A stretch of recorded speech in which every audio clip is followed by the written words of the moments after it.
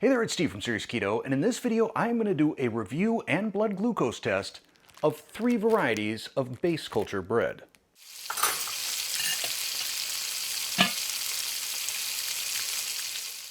Every time I do any sort of keto or low-carb bread review, I will get multiple requests and or demands to try some other brand I haven't heard of. And one of the recent ones that I've been getting a lot of requests for is base culture bread. Now, for better or for worse, this is not readily available in my neighborhood. In fact, the nearest place that carries it is about an hour away at Whole Foods. So I had to use Amazon.com and pay $10 delivery to get this bread, which isn't cheap in the first place, at $10 a loaf. Fortunately, one of my viewers used the thanks button down below and gifted me $20, so that covered 1 loaf of bread and the delivery cost. The other 2 are on me. I said I would be reviewing 3 different breads from Base Culture in this video. Only one of them is keto, or labeled keto, but interestingly, they all have similar total carb and net carb counts. So I am going to try out all 3. Additionally, if you are bought into the whole freezing bread makes it some sort of a resistant starch, full disclosure, each of these loaves of bread were frozen when they arrived here. Now, what I will do is test exactly the same as I have tested every other bread. Right or wrong, this is how I test. I have 1 piece straight up as bread. Then I have another piece toasted with butter on it. I am wearing a Dexcom G6 continuous glucose monitor, and I use the Levels Health app to measure the performance of my glucose over the course of 2 hours. So this is a continuous test over 2 hours.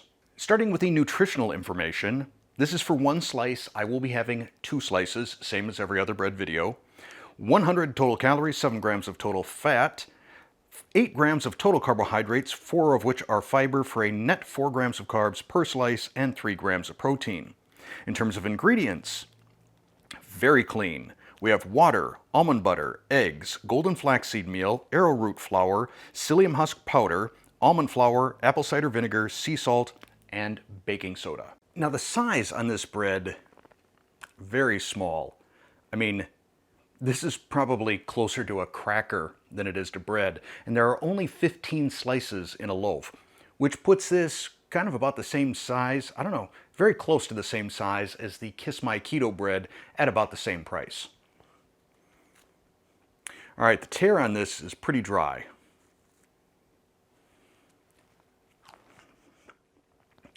Texture kind of dry as well.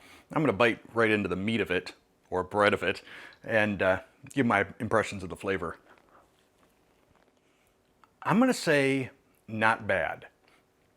It doesn't really taste like bread, and it doesn't have the texture of bread. You do pick up a little bit of that psyllium husk powder. I've kind of gotten a little bit sensitive to that particular texture as I chew. It's almost, I don't know if rubbery is the right word, but if you've ever had something with a lot of psyllium husk, you know what I'm talking about. It is not, though, as off-putting as like unbun. Unbun, that stuff I can't even handle. It's just so heavy on psyllium. This, I'm going to say, not bad. Here's my toasted slice that is still very hot, and I'm going to butter this up. Just make sure I've got it edge to edge here. The reason I do the toasting and buttering test is a lot of these keto breads almost seem to disintegrate once they've been toasted and get a little butter on them. Not the case here, though. One of the things that I see pretty consistently when I toast and butter any keto bread is my enjoyment of it goes up considerably, like a solid 2 or 3 points. This took a big jump once I toasted it and buttered it. I'm not going to say it tastes like real bread or toast, but I would say that this would definitely be a solid toast substitute or bread substitute if I were having scrambled eggs or any kind of eggs and bacon for breakfast. This is good. I'm pretty pleased with this. I have kicked off the glucose scoring in the Levels app. This will go for 2 hours and then render a score. During that time, I will not eat or drink anything else. I'm not going to do any physical activity, nothing that could confound the metrics. I'm going to finish the untoasted piece of bread and the toasted piece of bread, and I'll be back in 2 hours with the results. It's been a little over 2 hours, so let's see how this bread has affected my glucose over that time. The Level software scores this a 9 out of 10. That's a very good score with a stable response. Let's check out the details. The total glucose movement was 11 points. Seems to have occurred, there's kind of a little double dip there, but right around that 1 hour mark, which is typically where I see a spike if there is going to be any, and there wasn't with this. So I'm feeling pretty good about the base culture bread so far. Because I always do these tests in a fasted state, I'm going to wait at least a day, maybe 2, depending on what my schedule's like, before I try out the next base culture bread. Next up, we have the base culture sourdough bread. And looking at the nutritional information and ingredients, I'm a little bit surprised that they didn't label this as keto or keto friendly. Let's go through them though. Serving size, 1 slice. As always, I'll be having 2. 90 calories, 6 grams of total fat, 8 grams of total carbohydrates, of which 3 grams are dietary fiber for a net 5 grams per slice. In terms of ingredients, we have water, eggs, cashew butter, arrowroot flour, sauerkraut, golden flaxseed meal, psyllium husk powder, almond flour, apple cider vinegar, lemon juice, coconut oil, honey, sea salt, baking soda, and lactic acid. As with the keto bread, very small slices. The tear, not very gluteny, which is to be expected, I guess. The taste is okay. Nothing great, nothing bad.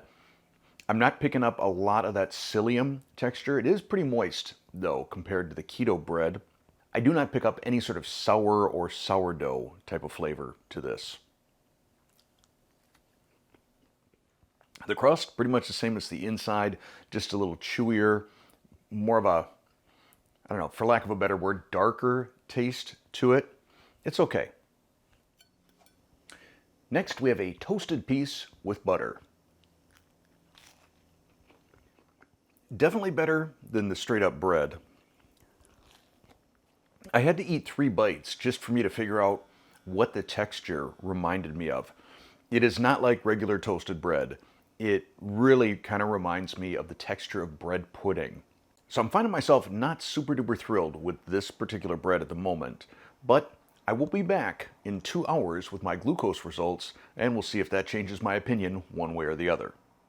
All right, let's take a look at how that bread affected my glucose over the last couple of hours. The Level software scored this as a 7, or a gentle rise in glucose. Let's go into details. The actual glucose change was 22 points. So not a spike. A spike is generally considered anything over 30 points. This was not that.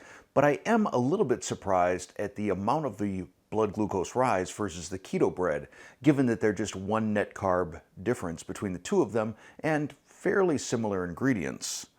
Let's actually use the compare function here and compare the 2 to each other.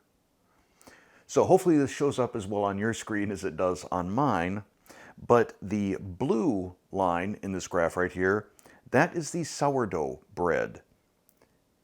And you can see it took a slight dip and then shot up. The white line, on the other hand, with the little kind of double bump in there, that is the keto bread.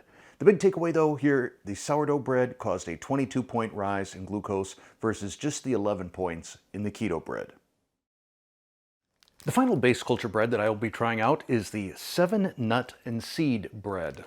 Taking a look at the nutritional facts, very similar to the other breads. Serving size, 1 slice, 100 calories, 7 grams of total fat, 8 grams of total carbohydrates, of which 4 grams are dietary fiber for a net 4 grams, and 3 grams of protein. For ingredients, we're looking at water, eggs, almond butter, golden flaxseed meal, arrowroot flour, psyllium husk powder, almond flour, apple cider vinegar, chia seeds, flax seeds, sea salt, hemp hearts, raw sunflower seeds, pecans, pumpkin seeds, coconut oil, and baking soda. As always, we'll start with just the bread. Same sort of non-gluten-y tear to be expected. Definitely getting the nuts and seeds in here, especially those sesame seeds.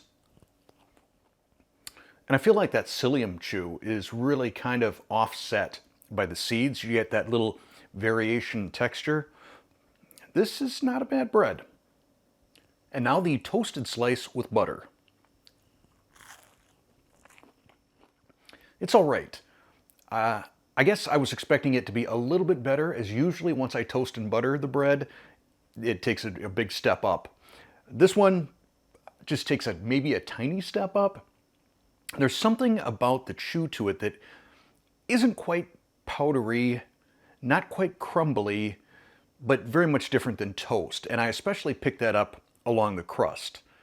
I also feel like I'm getting the impact of the seeds a lot less now that it's toasted versus back when it was just bread.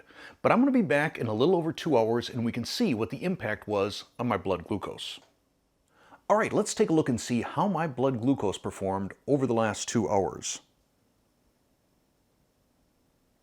The Level software scores this a 9, or stable response. Now it says there was a 0-point movement in my glucose, but if I go into details and take a look, I can see that there actually was a bit of movement, and if I run my finger across this, I can manually calculate from the starting point to the peak point.